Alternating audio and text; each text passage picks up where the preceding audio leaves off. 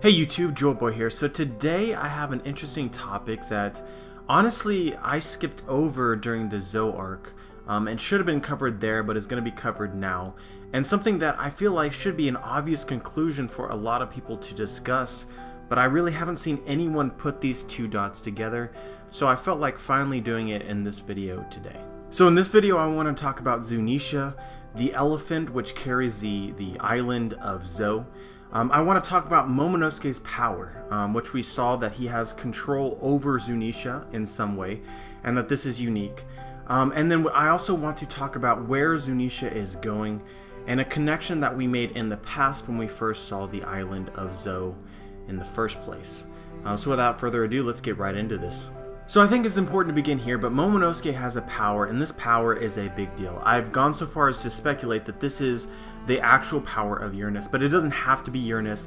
But definitely this is a unique power which is going to have some role in the future of One Piece, in my opinion. We know for a fact that nobody else can do what Momonosuke can do. I see this repeated often. I guess there's some confusion within the community saying that, you know, Luffy could have controlled Zunisha, but he just chose not to because he wanted Momonosuke to do it to sort of fulfill his role as sort of the leader of the samurai, and that isn't the case whatsoever. Luffy specifically said that he could not control the elephant. He could not speak to it, he could only hear it. And the implication behind the scene isn't, well, I can't speak to it because, you know, I want you to speak to it. It's, I can't speak to it because literally my voice won't reach Zunisha. And it's even commented on during this scene that both Momonosuke's father, Oden, and Roger could also hear Zunisha, but could not speak to the creature, that they repeated these same exact words that Luffy said. And it's highly emphasized that Zunisha couldn't actually defend itself without a specific order from Momonosuke. We also learned during this chapter that in the past, probably the Void Century, there was a person with most probably the same power as Momonosuke who sort of forced Zunisha to walk the world forever as a punishment for something that she did in the past. And that due to this order, she couldn't actually defend herself or the island of Zoe. But she really wanted to defend herself from Jack and the people that were on her. And so because of this, she needed another order to break the initial order that she received sometime in the distant past. And so based on this information, I think it's very clear that Momonosuke has a very important ability that relates to being able to control the elephant Zunisha, and then could also be used to control other creatures as well, potentially other elephants. Zunisha can't be the only one of her kind, that doesn't seem likely, or just different creatures as well that are similar to Zunisha.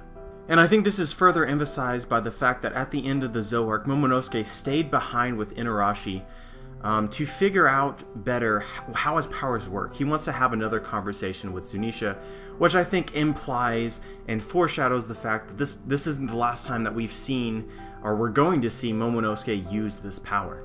And so why this is so cool is that, as I speculated way back in the past, and I've speculated just now, there should be other elephants as well, just like Zunisha. Zunisha can't be the only one of her kind, or it seems really unlikely for that to be the case, especially given the context that elephants normally travel in herds.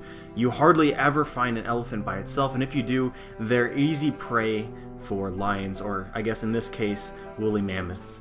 But there should be other elephants somewhere in the world, and people actually noticed this way back at the beginning of the Zoe arc, and I honestly forgot about it until a couple weeks ago.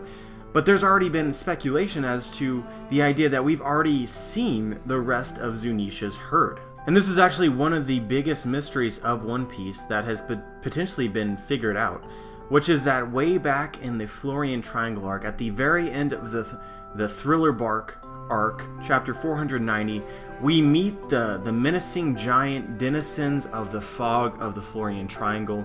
They're definitely creatures, they're definitely huge, and this was just huge foreshadowing way back when, and for a while we didn't know what these creatures were, but this is just typical of the kind of foreshadowing of something important that will be revealed later in the story. And so I think that these creatures that were in the Florian Triangle's fog are in fact other giant elephants just like Zunisha, the rest of Zunisha's herd. This was speculated by a lot of people. Boris Anime, Anime Fan Talk, a lot of people on the forums as well. And just after this point, just completely forgotten about. I haven't seen it brought up again after that point in time. But I think this connection is even more important now, given the context that Momonosuke potentially has a power over these creatures. And so some of you might be wondering, okay, so what's all the evidence that really substantiates the idea that these are giant elephants and not something else?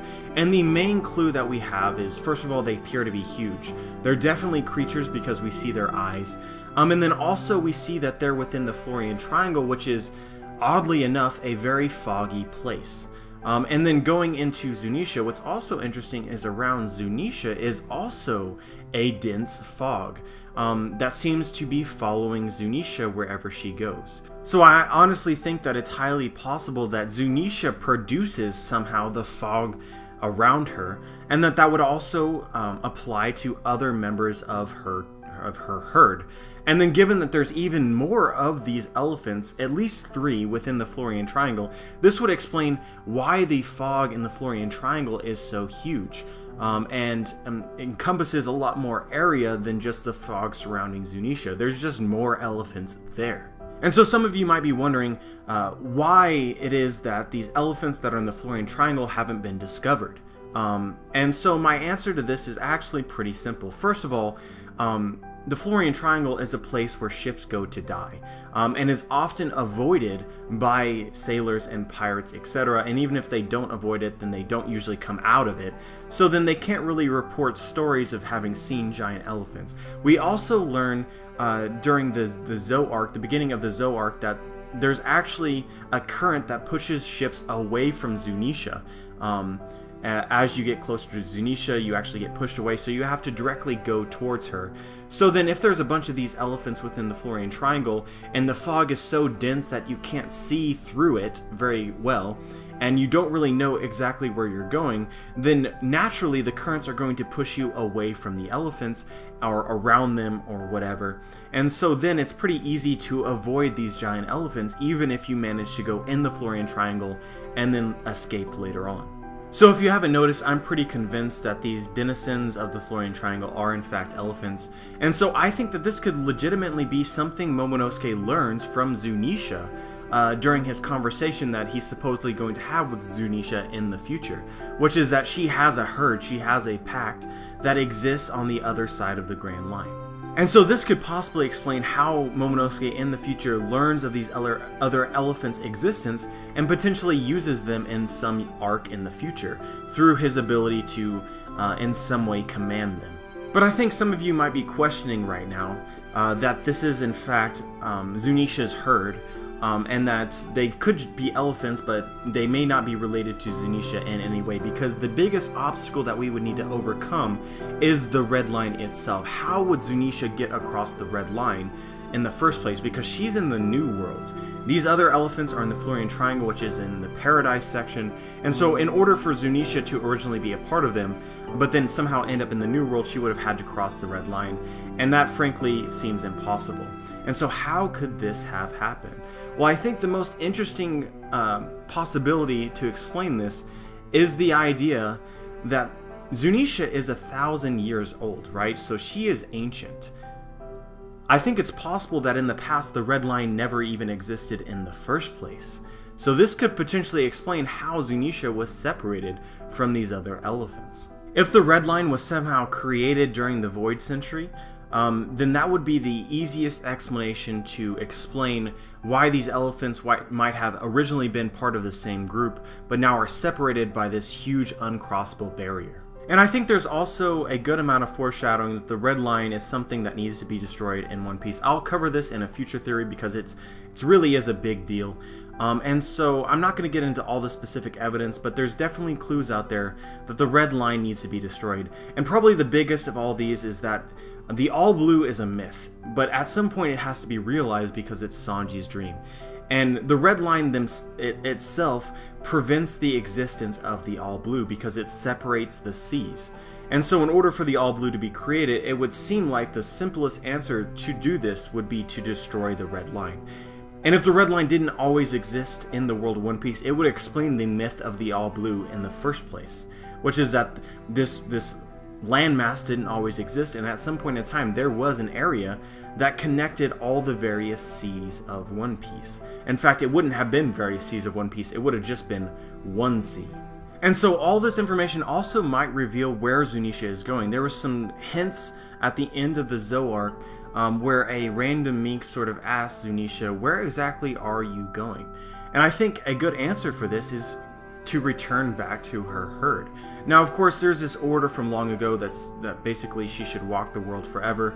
And so with this being said, it would seem unlikely that that order was for her to return back to her herd. But remember that their order that Zunisha had was that she can do nothing but walk the world for all eternity.